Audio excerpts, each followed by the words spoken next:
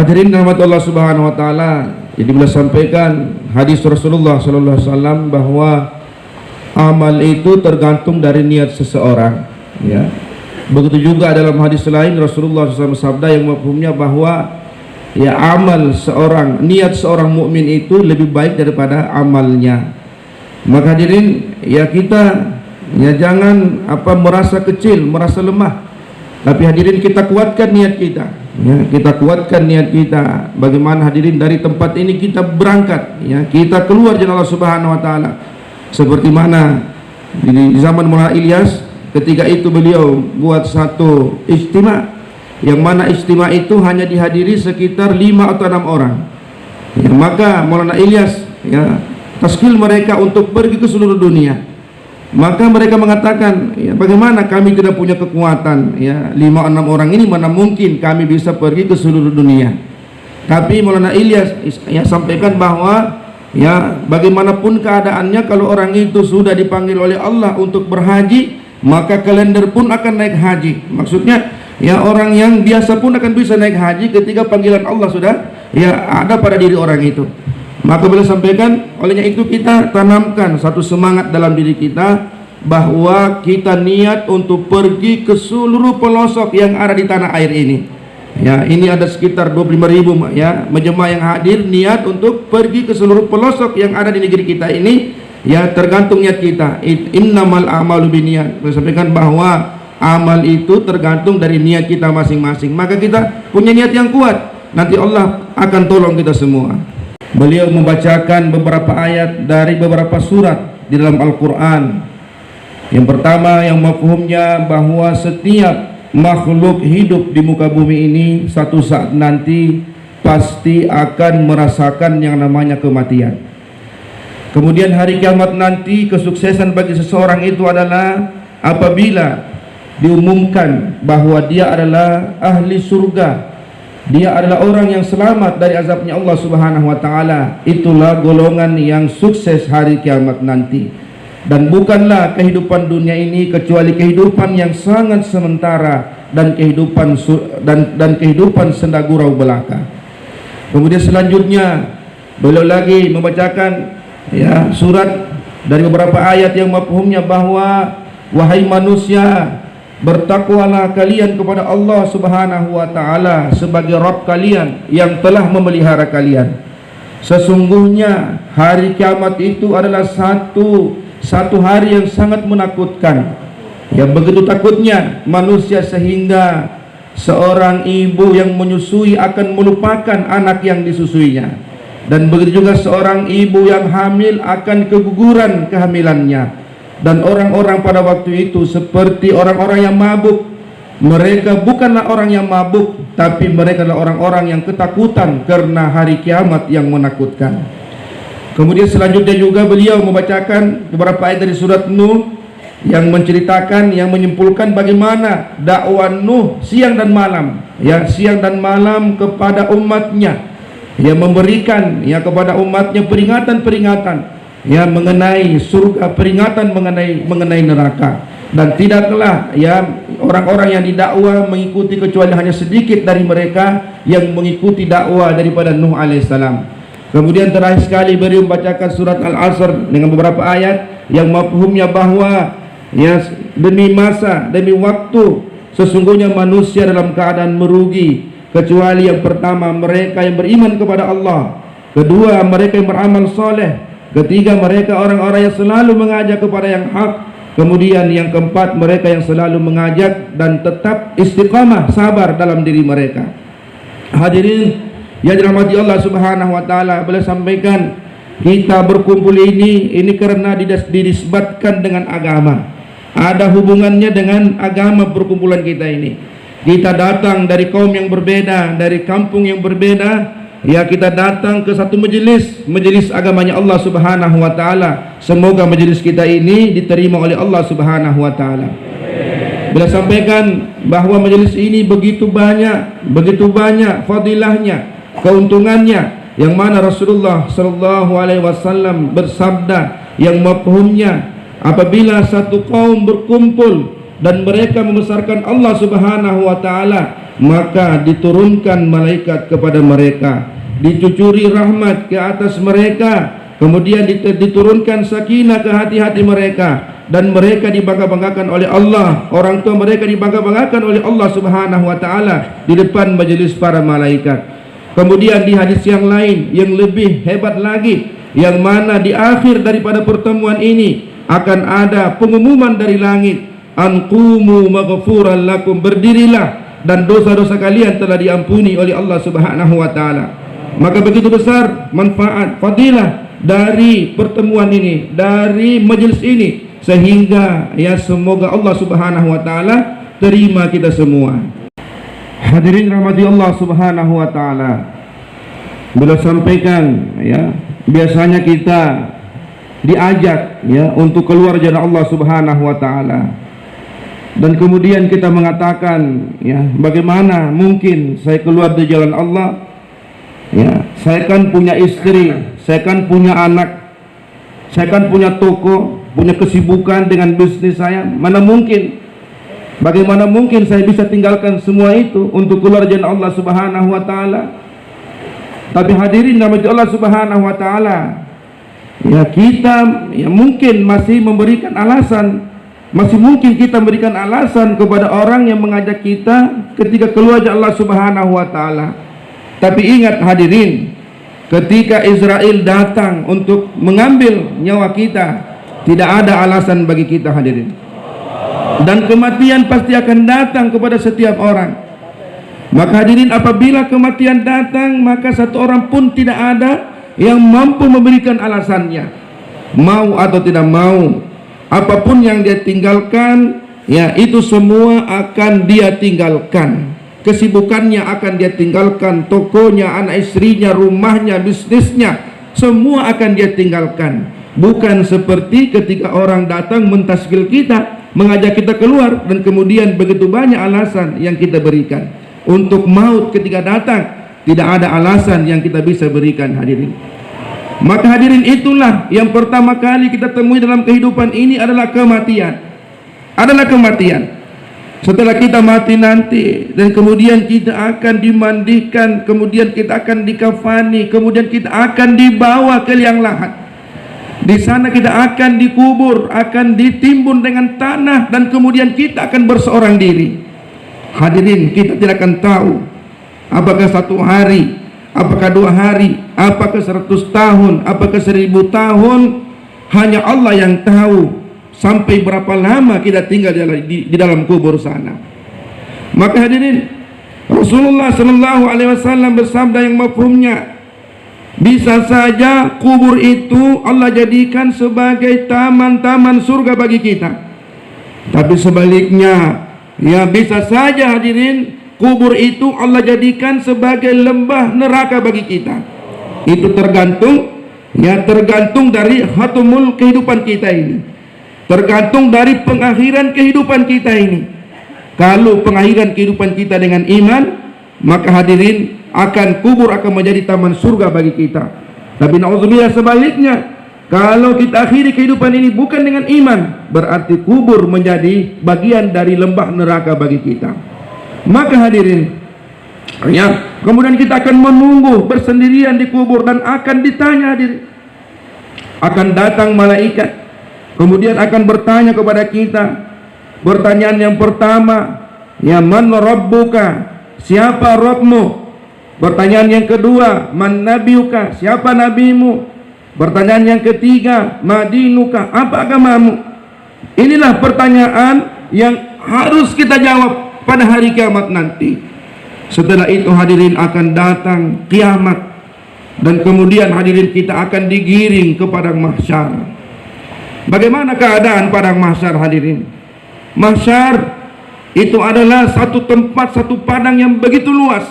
Hadirin, ketika itu Allah Subhanahu wa taala, yang hari ini matahari itu begitu jauh dari kita, tapi hari kiamat nanti Allah Subhanahu wa taala akan rendahkan matahari sehingga matahari hampir di atas ubun-ubun kita, dan begitu dekat dengan ubun-ubun kita. Begitu panas yang luar biasa yang kita rasakan. Sehingga hadirin, beliau sampaikan, Ya, satu harinya mahsyar itu sama dengan 50.000 tahun di dunia ini. Itulah waktu yang harus kita lalui di mahsyar nanti.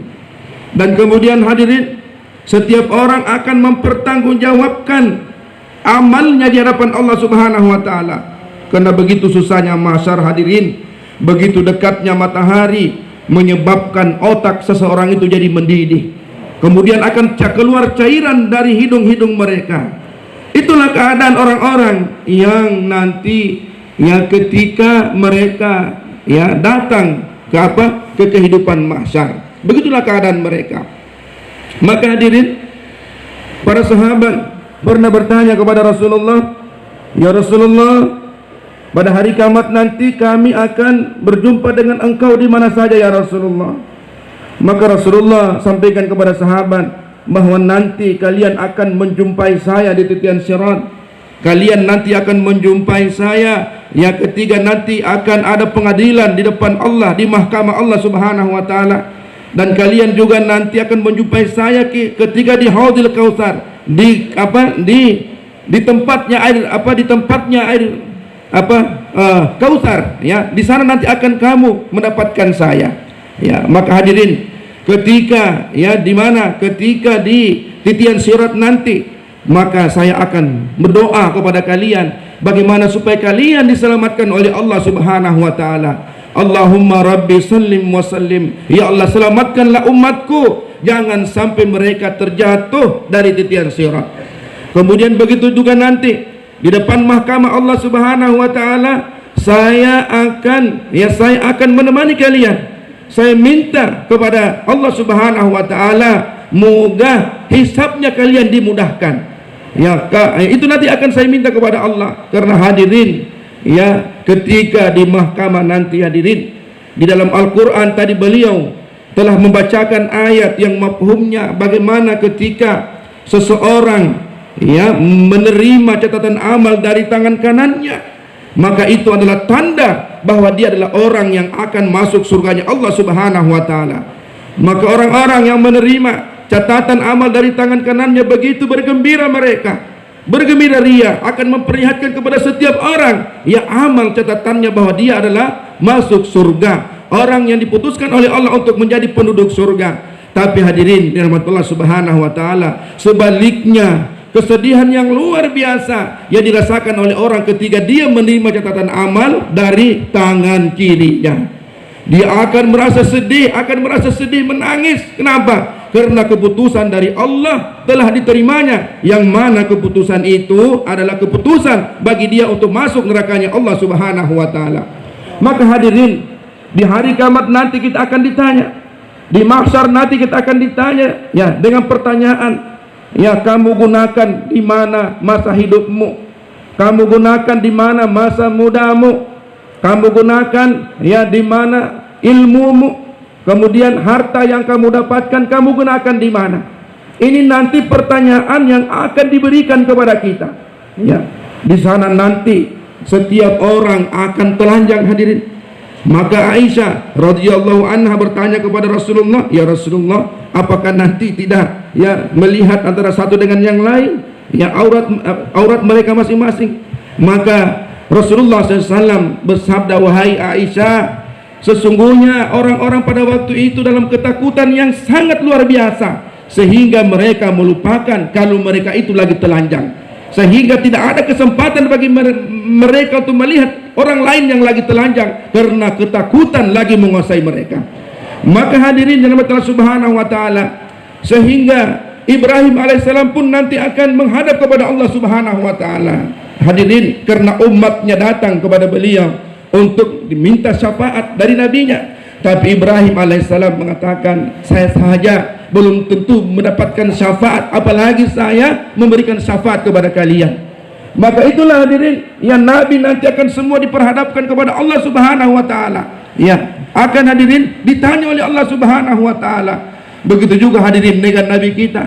Satu-satunya nanti nabi yang akan memberikan syafaat kepada umatnya, yang akan memberikan syafaat kepada umatnya, yang mengatakan, "Rabbi inni ummati, ummati, ummatku, ummatku." Ya, sehingga Nabi akan menjaga kita ketika di titian sirat. Kemudian begitu juga nanti Nabi akan bersama kita di ahkamat Allah Subhanahu wa taala. Bahkan Nabi bersama kita nanti ya di Telaga Kautsar, yang di sana nanti Nabi akan meminumkan langsung air dari Telaga Kautsar itu dengan tangannya yang mulia. Hadirin yang mati Allah, itulah kehidupan akhirat, dan pasti kita akan pergi ke sana nanti. Karena kematian itu adalah satu yang pasti, maka usaha dakwah adalah usaha untuk mempersiapkan iman kita. Karena keadaan mati kita nanti tergantung keadaan iman kita. Kalau iman sudah kita persiapkan, maka akan datang nanti husnul khatimah, penghabisan yang terbaik, kematian yang terbaik bagi kita. Tapi naudzubillah min zalik, kalau kita tidak usahakan iman kita hadirin, sehingga amal kita akan buruk hadirin, sehingga bukan husnul khatimah tapi su'ul khatimah, kematian yang menyebabkan Allah marah kepada kita. Hadirin rahmati Allah Subhanahu wa taala. Sehingga beliau sampaikan, kehidupan dunia ini sebenarnya bukanlah kehidupan yang sebenarnya. Kehidupan sebenarnya itu adalah kehidupan akhirat. Itulah tempat tinggal kita selama-lamanya. Sehingga menghadapi kehidupan dunia ini, kita jangan menjadi orang yang tertipu. Maka hadirin, kehidupan yang sebenarnya adalah kehidupan akhirat. Ya, di dunia ini ya banyak keperluan yang harus kita penuhi.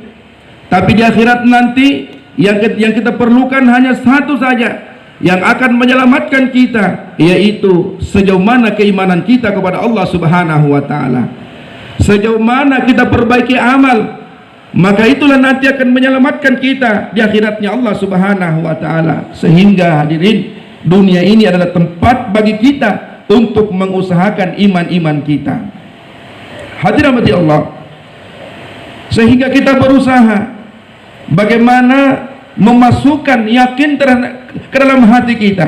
Ya, kalimat la ilaha illallah itu bukan hanya sekedar kita ucapkan, tapi hadirin, bagaimana kalimat itu kita masukkan ke dalam hati-hati kita. Ya, Rasulullah sallallahu alaihi wasallam bersabda, "Man qala la ilaha illallah mukhlishan dakhalal jannah."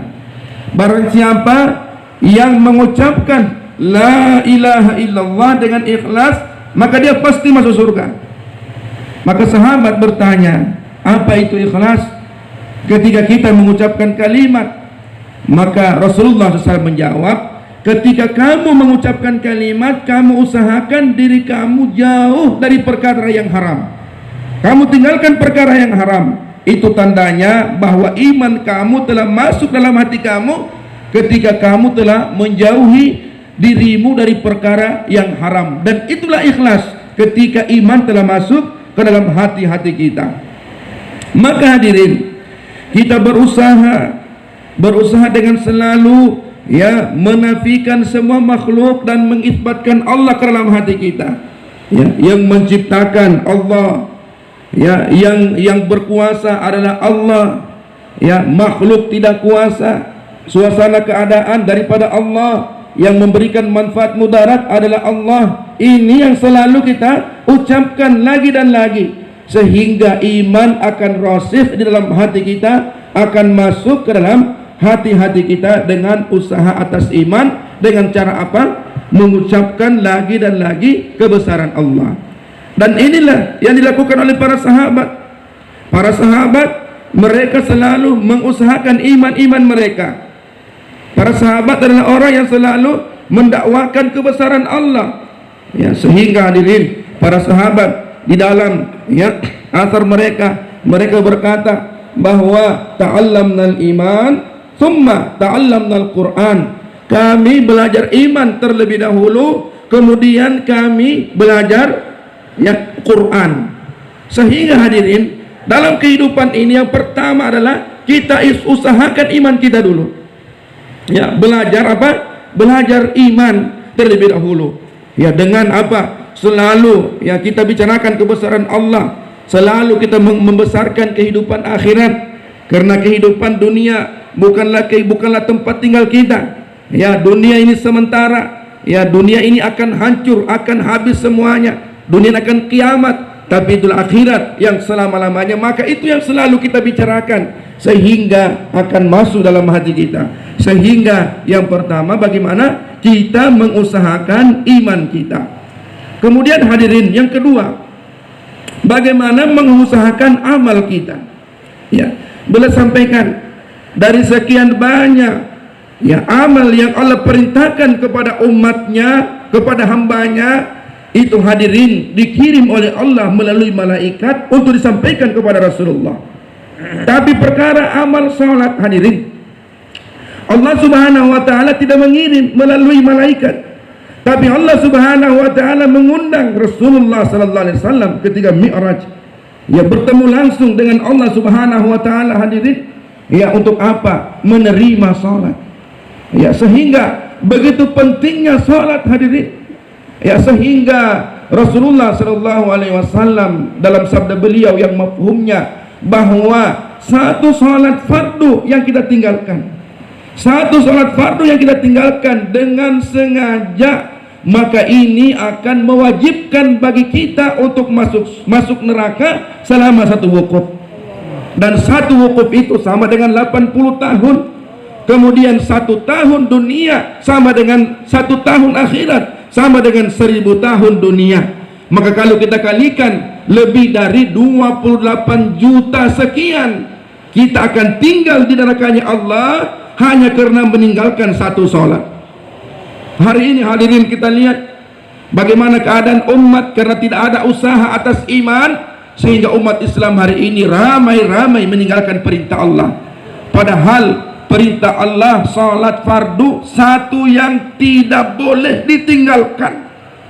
Di dalam ayat, di dalam Al-Quran begitu banyak ayat yang memerintahkan kepada kita begitu pentingnya salat.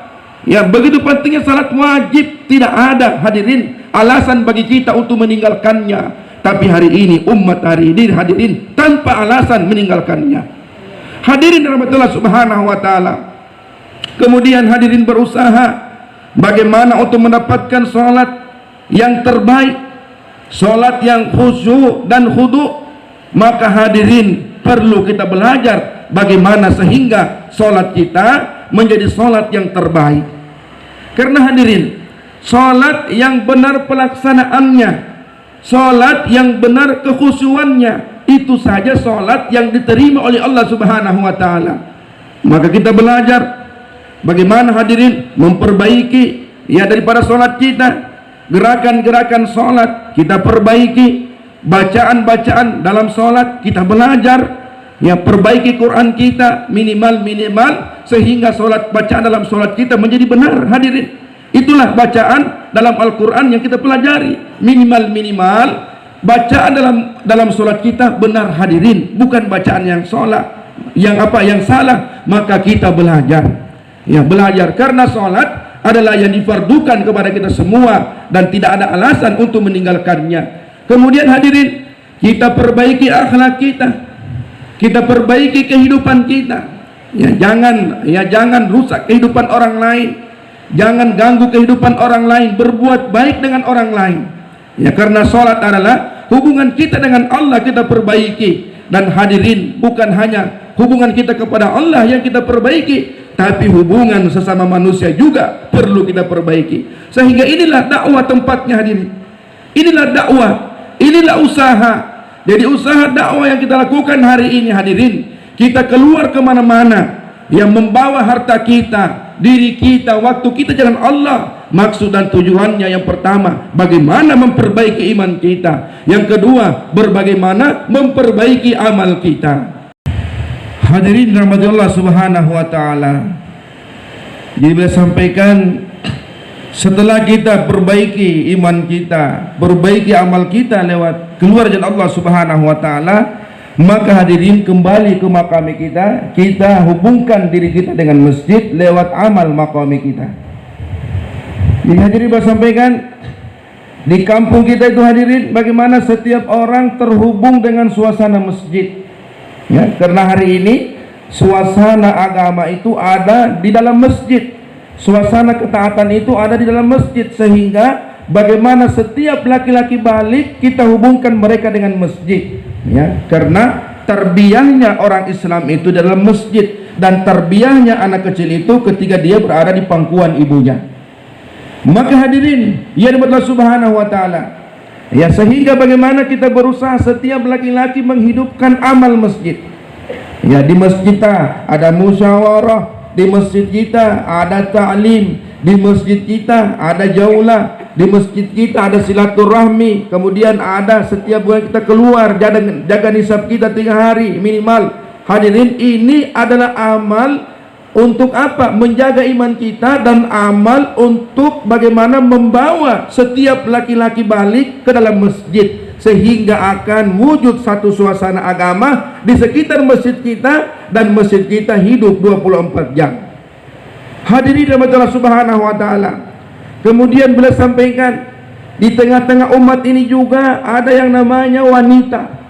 Maka olehnya itu hadirin, bagaimana wanita juga kita hubungkan mereka dengan agama. Kita jadikan mereka wanita-wanita yang beragama. Anak-anak kita yang wanita, jadikan mereka anak-anak wanita yang beragama. Maka bagaimana hadirin caranya membawa agama ke dalam rumah kita, yaitu dengan menghidupkan taklim dengan 5 amal di rumah kita, ya. Maka hadirin, ya, setiap hari ada halqa Quran di rumah kita, ya. Boleh sampaikan, rumah yang di dalamnya dibacakan hadirin Al-Quran itu akan bercahaya, ya, sehingga hadirin, ya, seperti kita memandang bintang-bintang di langit, begitulah orang-orang langit yang memandang rumah kita bercahaya, seperti orang bumi memandang bintang di langit, ya. Hadirin, kemudian beliau sampaikan bagaimana hari-hari di rumah kita ada, ya, taklim, ya, kitabi, fadailul amal, kemudian muntakhab ahadits, hari-hari kita perdengarkan, sehingga setiap anggota rumah kita mereka akan yakin dengan janji-janji Allah, ya. Apa janji Allah ketika orang taat kepada Allah, dan apa ancaman Allah ketika orang meninggalkan perintah Allah. Begitu juga hari-hari kita buat mudzakarah 6 sifat, hari-hari kita buat suasana tashkil, saling mengajak, ya, suami mengajak istrinya untuk kebaikan, istri mengajak suaminya untuk kebaikan, menyiapkan mereka untuk keluar jalan Allah Subhanahu wa taala, menyiapkan anaknya untuk keluar jalan Allah Subhanahu wa taala lewat apa? Tashkil yang setiap hari kita hidupkan di rumah kita. Nah, kemudian hadirin yang terakhir, setiap hari ada musyawarah. Jadi hadirin, amal-amal ta'lim ini hadirin, ini adalah amal masjid. Sehingga hadirin Allah Subhanahu wa taala, rumah kita seperti akan tersuasana dengan suasana masjid. Allah Subhanahu wa taala berfirman dalam Al-Qur'an yang mafhumnya, innama ya'muru masajidallahi man amana billahi wal yawmil akhir wa aqamas shalah wa ataz zakah wa lam yakhsha illallah.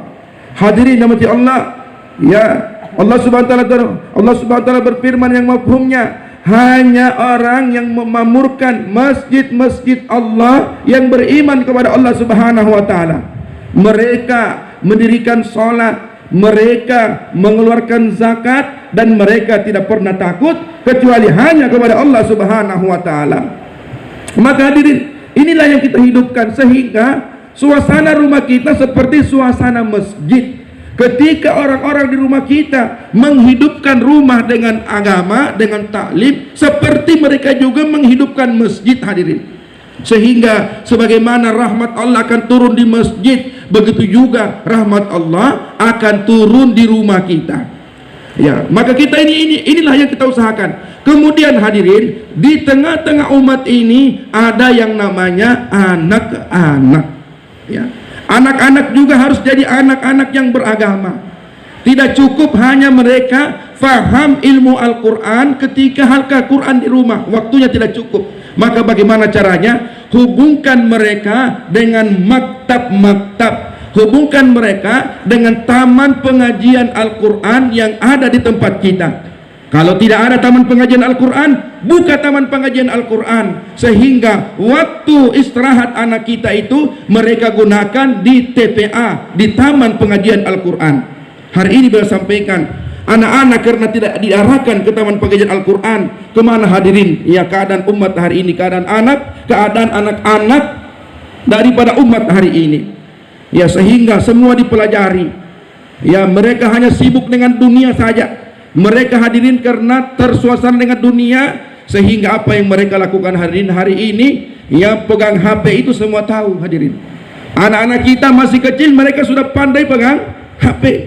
Ya, tapi hadirin, mereka tidak tahu baca Quran, mereka tidak tahu hadirin, ya, pelajaran-pelajaran agama, karena hadirin, ya, mereka tidak kita ajak, kita tidak arahkan ke taman pengajian yang ada. Kita tidak buat taman pengajian di muhalla kita, kita tidak buat taman pengajian Al-Quran di kampung kita, sehingga begitulah keadaan anak-anak kita hari ini. Saya mengatakan, silakan anak-anak Anda dimasukkan kemana saja, mau jadi apapun mereka, tapi jangan pernah mereka bodoh dengan Al-Quran, karena Al-Quran akan mempengaruhi akhlak mereka.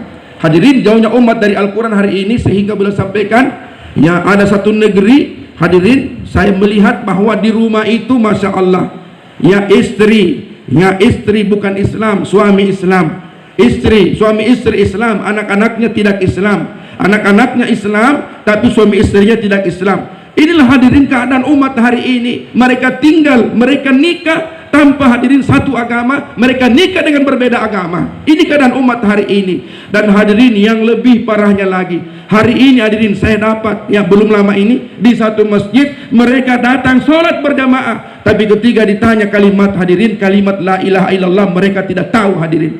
Bagaimana sholat mereka mau diterima oleh Allah ketika kalimat la ilaha illallah saja mereka tidak bisa mengucapkannya? Maka inilah hadirin tanggung jawab kita, menghidupkan amal masjid di masjid kita dan menghidupkan amal masjid di rumah-rumah kita. Hadirin rahmatullah subhanahu wa ta'ala, maka kita hidupkan suasana belajar mengajar di kampung kita. Bila sampaikan di zaman para sahabat, ya, suasana belajar mengajar itu tersuasana di kampung-kampung mereka, ya, sehingga mereka setiap orang menjadi orang yang belajar agama. Mereka setiap orang menjadi orang yang mengajarkan agama. Jadi kalau bukan mengajar, belajar. Kalau bukan belajar, mengajar. Itu saja ya kegiatan para sahabat di kampung-kampung mereka. Maka hadirin ya rahmatullah subhanahu wa ta'ala, ya, kita hidupkan juga masjid kita. Ya, kita hidupkan masjid kita dengan suasana belajar mengajar. Ya, kita ajak setiap orang Islam, ayo mari kita ke masjid. Kemudian di sana kita buat suasana ta'lim wa ta'allum. Kemudian orang-orang yang pernah di pesantren, para alim ulama, bagaimana juga hadirin datang untuk memberikan waktunya. Memberikan waktunya 1 jam, memberikan waktunya 2 jam di luar waktu-waktu sibuknya. Untuk apa? Mengajarkan umat ini Al-Quran, sehingga umat ini tidak buta huruf dengan Al-Quran.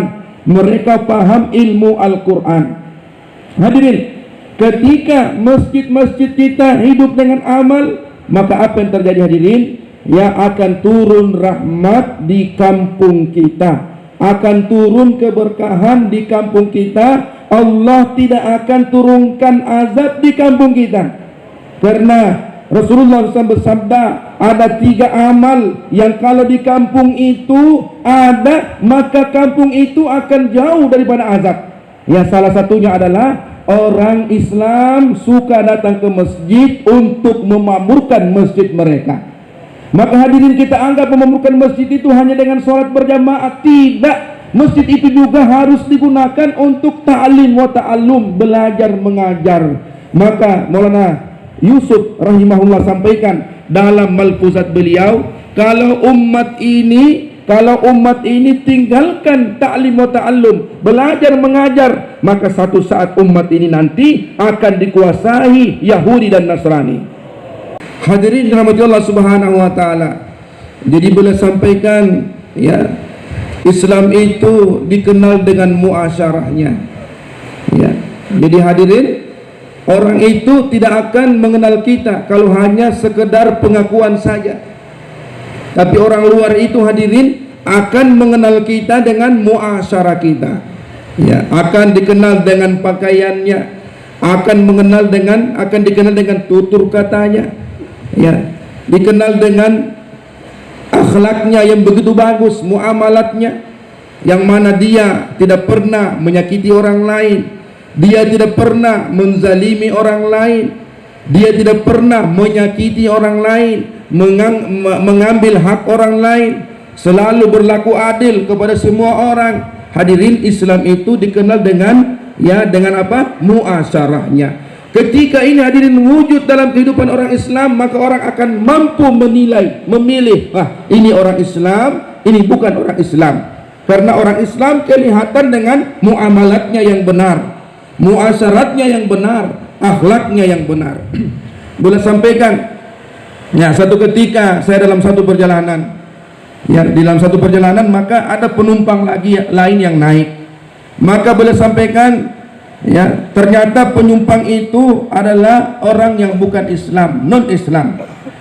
Maka dia bertanya kepada saya, ya Mulaji, apakah Mulaji ini, Mulaji itu panggilan Maulana, Mulaji, apakah Mulaji ini adalah orang Islam?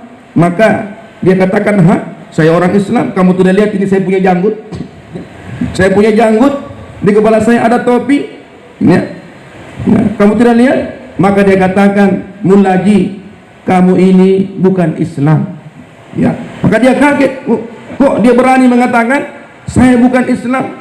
Maka dia katakan, orang non Muslim itu katakan, Mulaji, coba perlihatkan kepada saya, coba perlihatkan kepada saya mana orang Islam yang perdagangannya sesuai dengan syariat Islam. Coba perlihatkan kepada saya. Kemudian mana hari ini, di mana, apakah hari ini semua orang Islam sudah sholat atau belum? Coba beritahu kepada saya. Mampukah engkau menjawab kepada saya, apakah umat Islam hari ini sudah sholat atau belum? Apakah orang Islam hari ini sudah semuanya meninggalkan perkara yang haram? Maka dia terdiam. Apa yang mau dijawab? Maka orang itu mengatakan, non Islam itu mengatakan, inilah yang menyebabkan saya sampai sekarang ini masih kafir. Saya belum mau masuk Islam karena hari ini orang Islam belum datang kepada Islam yang sempurna. Andaikan orang Islam datang kepada keislaman yang sempurna, maka semua orang kafir akan masuk Islam, termasuk saya. Maka hadirin yang dimurkai Allah Subhanahu wa taala, masalahnya di sini hari ini hadirin. Hari ini kita masih baru mengaku Islam, tapi muamalat kita belum Islam, muasyarah kita belum Islam, akhlak kita belum Islam.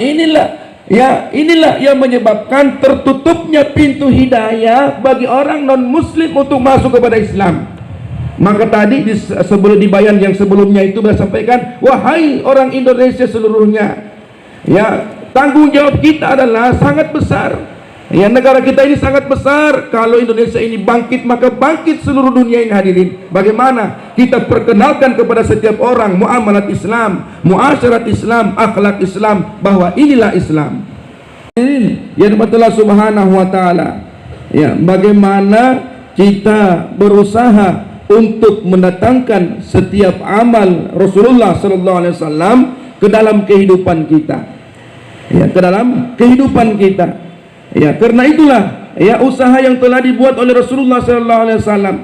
Bagaimana hadirin mengenalkan setiap amal Rasulullah kepada kepada kehidupan para sahabat. Itulah yang menyebabkan mereka mulia. Sehingga hari ini kalau kita menginginkan kemuliaan itu kembali kepada diri umat ini, maka kita bawa ajaran Rasulullah ke dalam kehidupan kita, kepada muamalat kita, muasyarat, akhlak kita, sehingga umat ini kembali akan jaya sebagaimana di zaman Rasulullah. Hari ini boleh sampaikan, karena suasana dunia dan kemudian kita meninggalkan usaha Rasulullah, sehingga hari ini sedikit demi sedikit, sehingga kita lupa dengan apa yang pernah dibuat oleh Rasulullah sallallahu alaihi wasallam, yaitu usaha untuk mengajak umat untuk apa? Amalkan agamanya Allah Subhanahu wa taala. Aku sedia. Bersedia semua insyaallah. Hadirin Allah Subhanahu wa taala. Ya, maka hendaknya kita mengikuti bagaimana semangat para sahabat di dalam memperjuangkan agama ini. Mereka hadirin telah ditarbiyah oleh Rasulullah. Ya, telah diajarkan kepada mereka hadirin bagaimana ya besarnya tanggung jawab untuk mengajak manusia ini untuk taat kepada Allah Subhanahu wa taala. Sehingga para sahabat ya mereka telah menjadi dai-dainya Allah Subhanahu wa taala. Sehingga wujud semangat dalam diri mereka untuk menyebar ke seluruh dunia. Ya, bersampaikan sahabat sampai ke Eropa, ya, sampai ke Spanyol, ya, bahkan hadirin sampai ke benua, ya, di benua Asia, ya, bahkan ada yang di benua Afrika, ya, hadirin di benua Eropa. Mereka telah datang ke sana hadirin untuk membawa agama yang mulia ini. Sehingga boleh sampaikan hari ini atas pengorbanan mereka, dakwah mereka, kita bisa temukan umat Islam di mana-mana hadirin. Hadirin, tanggung jawab umat ini hadirin sangat besar. Setiap satu orang Islam akan bertanggung jawab kepada 7 miliar kurang lebih manusia yang ada di dunia ini. Kalau dari 7 miliar itu masih ada satu orang lagi yang belum taat kepada Allah, maka kita akan ditanya, satu orang akan ditanya, kenapa masih ada dari 7 miliar itu yang belum taat kepada Allah? Maka hadirin, apa nanti yang akan kita pertanggungjawabkan di hadapan Allah Subhanahu wa taala? Sebelum hadirin jangankan berangkat memberikan nama saya tidak. Ya. Maka hadirin di hadapan Allah Subhanahu wa taala, ya, boleh sampaikan wujudkan semangat dalam diri kita. Jangan takut dengan kefakiran. Jangan takut dengan kemiskinan hadirin ketika kita mengorbankan harta diri kita untuk agamanya Allah Subhanahu wa taala. Boleh sampaikan sesungguhnya kehidupan dunia bukanlah kehidupan akhirat. Itulah kehidupan yang sesungguhnya bagi kita. Maka ini hadirin semua akan kita tinggalkan. Apapun yang kita miliki di dunia ini semuanya akan kita tinggalkan. Dan kemudian kita hanya sendiri nanti akan mempertanggungjawabkan semua perbuatan kita di hadapan Allah Subhanahu wa taala. Maka untuk apa kita ini menahan-nahan harta kita, waktu kita, diri kita untuk tidak berjuang dengan Allah Subhanahu wa taala. Ya, hadirin yang dimati Allah Subhanahu wa taala. Rasulullah sallallahu alaihi wasallam di dalam dakwah beliau hadirin, apakah beliau melakukan dakwah ini dengan kesenangan? Tidak. Beliau di dalam dakwah beliau yang mulia penuh dengan pengorbanan.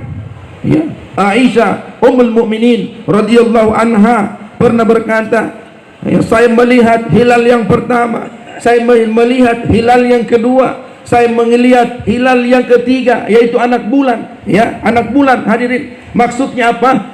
Ya, 2 bulan berturut-turut. 3 hilal itu adalah 2 bulan berturut-turut. Aisyah radhiyallahu anha tidak pernah melihat makanan di rumah Rasulullah sallallahu alaihi wasallam. Ya, dapur yang mulia hadirin, Rasulullah SAW tidak pernah mengepul asap karena tidak ada sesuatu yang dimasak hadirin. Itulah hari-hari Nabi. Itulah hadirin, ya itulah ya bagaimana mujahadah, bagaimana pengorbanan Rasulullah SAW untuk umat ini. Ya, bahkan hadirin yang Allah Subhanahu wa taala, bukan hanya kesusahan itu dirasakan oleh Rasulullah, tapi kesusahan itu juga dirasakan oleh keluarga Rasulullah. Ya, hadirin, Fatimah radhiyallahu anha satu ketika Rasulullah sallallahu alaihi wasallam datang silaturahmi bertamu. Tapi hadirin, Rasulullah lama menunggu di luar, kok pintu ini tidak terbuka. Tapi ketika terbuka, yang menyebabkan hadirin lambatnya terbuka pintu itu disebabkan tidak ada kain untuk menutup daripada badan Fatimah hadirin. Bagaimana kemiskinan hadirin? Kain untuk menutup badan pun tidak ada. Ya, bukan hanya itu hadirin, kelaparan yang luar biasa pun hadirin itu dirasakan oleh Fatimah, sehingga berdiri pun susah karena kelaparan hadirin. Maka hadirin Allah, Rasulullah memeluk ya Fatimah radhiyallahu anha dan kemudian menangis, ya, dan mengatakan, wahai anakku, ketika umat ini melempar aku tidak menangis. Tapi ketika saya melihat keadaanmu seperti ini, justru saya menjadi menangis. Bagaimana sedihnya satu orang ayah melihat hadirin anaknya yang tercinta dalam keadaan seperti itu. Maka hadirin, itulah keadaan Rasulullah. Itulah hadirin keadaan keluarga Rasulullah yang hadir dari Allah di dalam dakwah ini. Ya, mereka telah telah menghadapi mujahadah, pengorbanan dalam setiap kehidupan mereka. Maka beliau sampaikan, hari ini usaha itu umat telah lupakan. Hari ini usaha itu umat telah tinggalkan. Maka tidak heran hadirin, hari ini umat menuju kepada kemunduran karena umat telah lupakan usaha yang pernah dibuat oleh Rasulullah sallallahu alaihi wasallam, yaitu menggunakan harta, waktu, diri untuk keluar jalan Allah Subhanahu wa taala. Hadirin rahmat Allah Subhanahu wa taala, itulah pengorbanan daripada Rasulullah sallallahu alaihi wasallam untuk umat ini.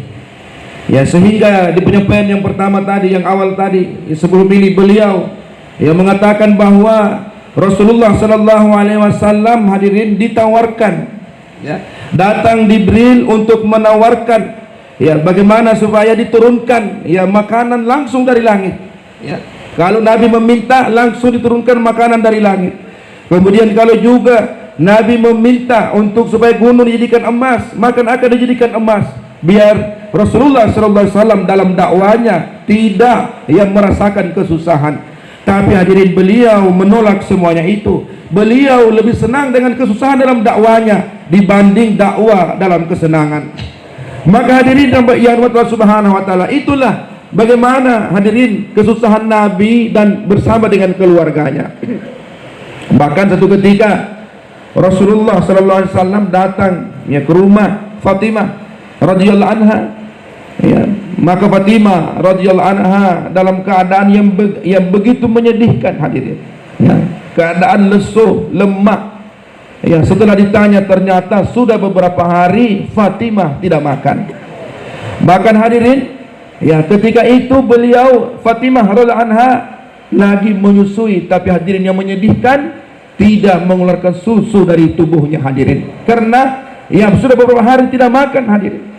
Ya, itulah hadirin bagaimana pengorbanan Rasulullah bersama dengan keluarganya. Untuk siapa hadirin?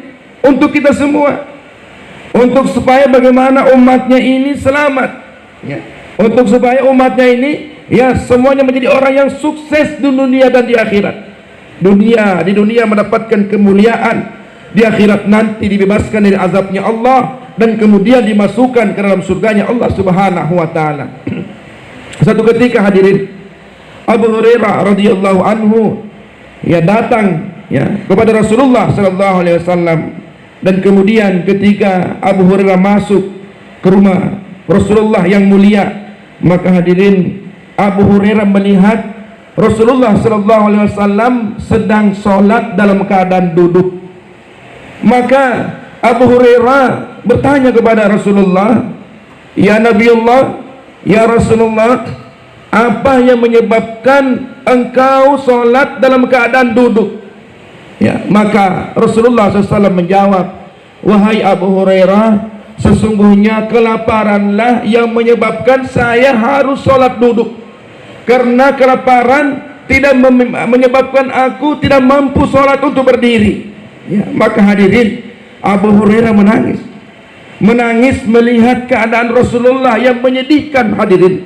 Maka Rasulullah SAW bersabda, "Wahai Abu Hurairah, jangan engkau menangis, karena hari kiamat nanti barang siapa yang di dunia ini pernah merasakan kelaparan karena agamanya Allah Subhanahu wa taala, hari kiamat nanti tidak akan ada hisab baginya." Maka hadirin yang Allah Subhanahu wa taala, itulah kesusahan Rasulullah sallallahu alaihi wasallam. Namun hadirin, beliau bukan hanya memikirkan kita ketika di dunia, tapi hadirin beliau juga akan terus menemani kita ketika di akhirat nanti. Beliau mengulangi daripada bayannya pertama tadi yang mengatakan bahwa pada hari kiamat nanti Ya, Rasulullah itu akan menemani kita di empat tempat hadirin. Sebagaimana pertanyaan sahabat, ya Rasulullah, engkau nanti akan kami temui di mana saja pada hari kiamat itu. Maka Nabi sampaikan yang mafhumnya bahwa kalian akan menjumpai saya di empat tempat. Ya, kalian akan menjumpai saya ya di mahsyar. Kalian akan menjumpai saya di titian sirat. Kalian akan menjumpai saya nanti ketika nanti akan ada timbangan, akan ditimbang kebaikan atau keburukan, dan kalian nanti akan menjumpai saya di Telaga Kautsar. Maka hadirin, bagaimana ya keadaan Nabi di mahsyar? Doa kepada Allah, ya Allah, mudahkanlah umatku. Ya Rabbi ummati ummati, ya dengan suara yang begitu indah tadi beliau telah perdengarkan. Ya, kemudian begitu juga di titian sirat nanti. Ya hadirin, titian sirat itu apa? Sering kita dengar bahwa titian sirat itu adalah rambut yang dibelah 7 hadirin. Satu rambut saja tidak kelihatan bagi kita. Bagaimana nanti kalau rambutnya sudah dibelah 7 hadirin? Kita tidak akan bisa memastikan mana jembatan yang harus kita pijak hadirin. Pada waktu itu nanti Muhammad Rasulullah SAW akan doa kepada Allah, Rabbi ummati, selamatkan umatku, selamatkan umatku. Rabbi sallim wa sallim, keselamat. Ya Rabbi, ya Tuhanku, selamatkan umatku, selamatkan umatku. Bagaimana perjalanan itu hadirin? 1000 tahun mendaki, 500 tahun mendaki, 500 tahun mendatar, kemudian 500 tahun turun hadirin. Perjalanan 1500 tahun, 1 tahun akhirat, 1000 tahun di dunia ini hadirin. Maka itulah kehidupan. Kemudian hadirin, di depan Ahkamul Hakimin nanti, di depan Allah Rasulullah SAW kembali berdoa, ya Allah, mudahkan hisab bagi umatku. Ya Allah, mudahkan hisab bagi umatku. Itulah nanti doa Rasulullah SAW kepada Allah untuk umat ini. Rasulullah SAW tidak akan tenang hari kiamat nanti sehingga umat ini semuanya masuk surganya Allah Subhanahu wa Ta'ala. Maka inilah hadirin usaha yang telah ditinggalkan oleh Rasulullah kepada kita. Ini adalah usaha untuk apa? Untuk menyirami taman-taman yang pernah disiapkan oleh Rasulullah. Hadirin, umat hari ini yang duduk dalam istimewa ini, yang duduk hadirin dalam pertemuan ini adalah taman-taman yang pernah disiapkan oleh Rasulullah dulu hadirin. Maka hadirin, taman itu hari ini yang harus kita sirami, sehingga taman itu hadirin akan kembali hijau sebagaimana taman yang ditinggalkan Rasulullah SAW. Maka inilah usaha yang Allah berikan kepada kita.